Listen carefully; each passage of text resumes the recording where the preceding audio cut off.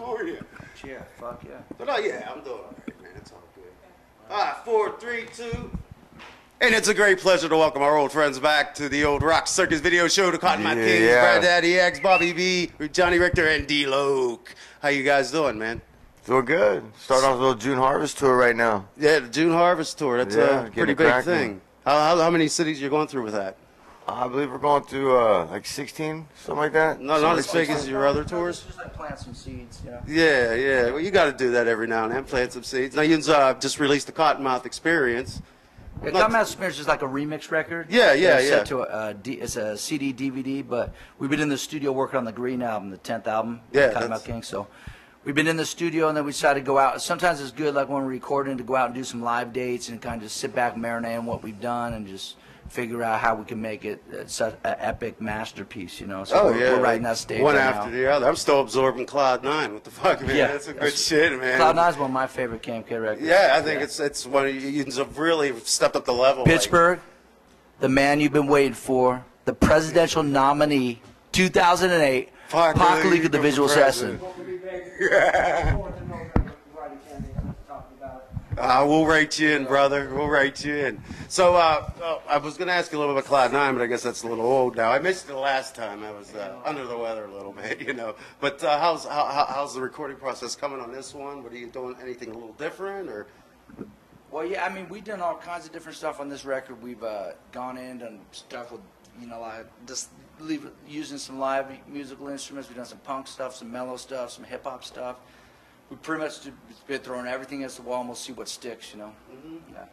And aside from that, aside from you guys recording, I mean, I just really wanted to give you some accolades on the way you've built Suburban Noise Records. It's just phenomenal. Your artist list is just growing and growing, and it seems like you guys really help a lot of bands out, which is like a good intention that you don't really get from a lot of other bands, because a lot of the smaller labels, they might only carry 1 or 2 bands, and they really don't promote them too much. But you guys are just like, you salt it with an all-out assault, and is that like a team of panelists that comes together? You know what it is, a combination of a lot of things, but a lot of it has to do with the state of the music industry right now. A lot of bands don't have homes at major labels because major labels are shrinking, and they're just keeping their top A-level bands or whatever. So there's a lot of great bands without homes right now. You know what I mean? I think just our business model at Suburban Noise, we do a lot of 50-50 partnerships with the groups, and it's more of a, you know, just going into business together. But you know, we take bands that are pretty much self-contained and can run their own little operations, and that's how it works out the best. Yeah, and you do a lot of the scouting yourself, don't you, Brad? Yeah, well, yeah, we do. Yeah. That's good, man. You bring a lot of bands out with you, and it's always a good thing, you know, to have that camaraderie amongst your peers and whatnot. But what you have a set date for the Green album when you're looking to release it, or? As far as I know, right now we're shooting for sometime in November, towards late 08, so we're gonna put it out though for sure. Yeah. Yeah, exactly. Yeah, the best time of the year. That's always quick. And how are the lyrics coming together, or is there any certain direction you're taking? Maybe a little more political direction, or you know, you try to put Pop Leak up for president. Hey, let me get one of them, man. Put that on my bumper sticker. Pac's been working on his own CD, the Pac for President CD. Look for that in October. But I think just the message is just personal freedom. You know what I mean? Really, basically. Yeah, it's just there's nothing. It doesn't really take one side to you know, it's not like a more political record or more. This is just a Kottonmouth Kings record coming out, and it's a real stony record. You know what I mean? The Green album #10, if you can believe it, we're still making stony records, and this one's coming out super right now. So you're doing a lot more with your singing vocals, which I've noticed. Are you we're having some that up fun. A Yeah, more? we did a little more on that on this record with that too. We did a lot more, a couple more mellow songs than we usually put on. Some more just vibing out tracks, but I think it's all coming along pretty good though. It's definitely.